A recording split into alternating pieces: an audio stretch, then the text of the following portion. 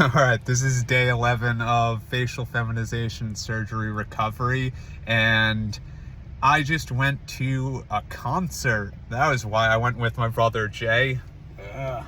And we were up in Boston, Massachusetts, and a band, one of our favorite bands of all time, probably, Receiving End of Sirens, is playing the first time they've played in 13 years, and there was just no way I was going to miss that. And I'm so glad that I felt up to going, and it was amazing, and that's all I have to report today. So I'll report back more later, a little more relevant to the surgery, but this was a big day.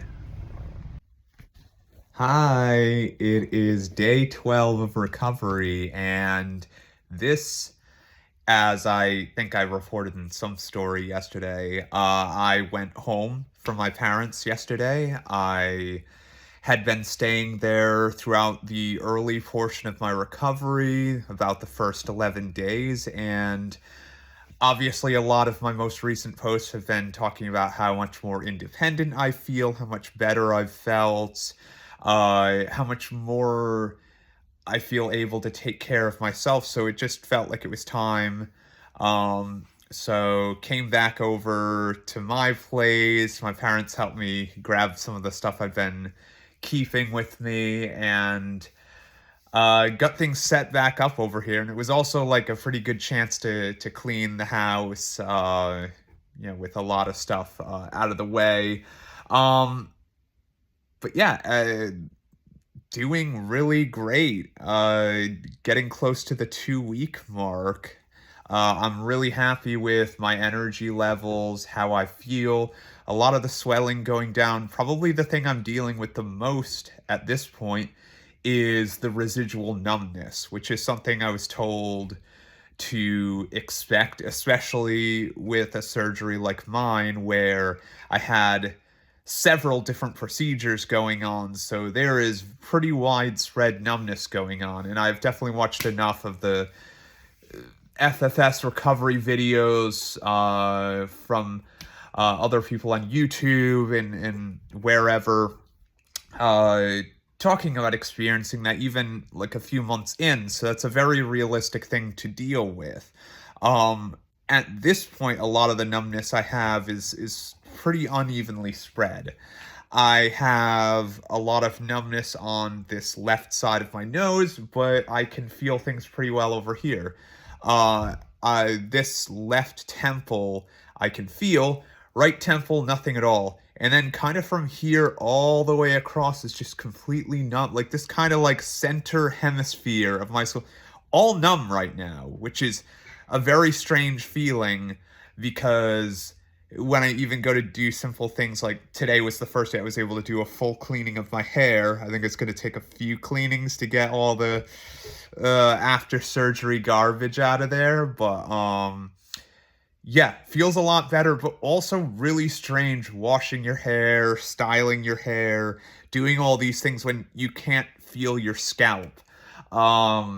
So strange, interesting feeling, but not awful. Just something that, especially when you know what you're going to be going through, you can kind of mentally prepare yourself for. But at the same time, you don't quite know how it's going to feel until it happens, and you're going through that.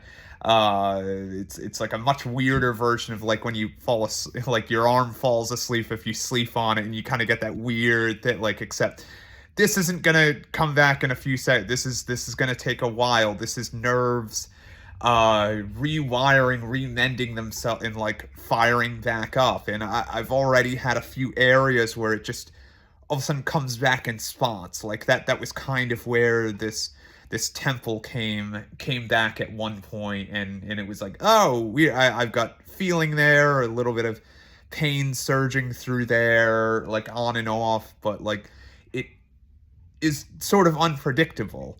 Besides that, definitely down here where we've got this incision and a lot of the chin work that I had done, that is also numb, but pretty much everything like around here, I've still got pretty great feeling, and at least I have enough feeling around my mouth so that I can talk like a little bit better. But I think I'm still at a point where it feels a little strange trying to talk with the numbness I'm experiencing surrounding like nose, right here, kind of the top lip, and then right underneath. But it's still enough where obviously I can formulate words, but it feels different. It feels unnatural and just more nuanced things. I'll be looking forward to seeing all that in like how quickly that happens, in what way it comes back, what pieces come back first.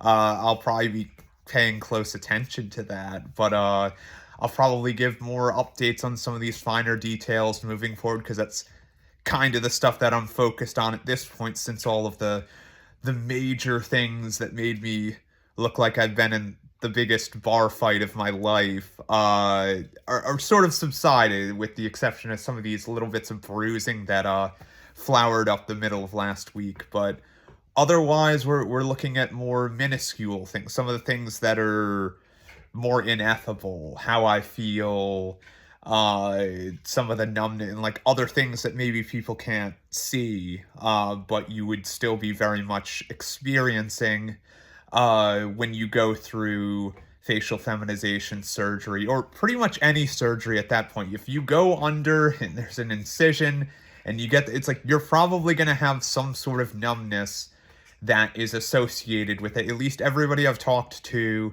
at this point, and the medical information I've gotten on the subject confirms that is so. You perform an operation, you're going to be cutting through different nerves. You're going to have to cut through tendons and tissues. It's only natural that an experience of numbness is going to be part of that recovery period. So I'll keep everybody posted. Still appreciate everybody reaching out, commenting on everything, sending me direct messages. You've all been super sweet. So I'll keep you posted moving forward, and I'll see you in the next one. Bye. Hello, it is day 13 of my facial feminization surgery recovery, and not too much to update on today. It's another day at home, another day taking care of myself. I've been walking my dog on my own again, which is awesome, being able to get that time back. I feel like she's doing so much better now, being back at the house. Not that she wasn't doing great at my parents', but I think getting her back here, she was so excited to be back in this area, all the familiar scents, all the environment that she just loves. She wants me to let her outside like every 3 seconds because she's been so starved of having her area. So it's been so nice to watch her readjust to everything. But yeah, everything feels about the same. Numbness is about the same today as it was yesterday. Swelling seems to be about in the same place. All the scarring looks fine. I tend to check that. I might be almost like hyper aware of all that stuff because I'm obsessed with doing this right. And eating is good. Energy is good. At this point, I know I'm still sort of technically on the pureed diet, but I feel like I've been getting more and more adventurous with that. Like yesterday, I picked up like a beef chili, and I just pureed that, and honestly, like, it works. It was actually very good. I don't know if it's just one of those, I thought it was really good because I haven't had something that hearty in a while now, but I'm literally, anything I can make into like soup form or something like I'm doing, like even making up eggs in the morning. Like I'll just make up scrambled eggs, like get those really fine and put that into like a bone broth and like make like a soup that I can eat without chewing. Like that is the one thing I think that's happening with this liquid diet as we round the corner of 2 weeks on that, is you start to get very creative with what you're making, because I'm just not going to eat the same things day in and day out. Like that was great for the first few days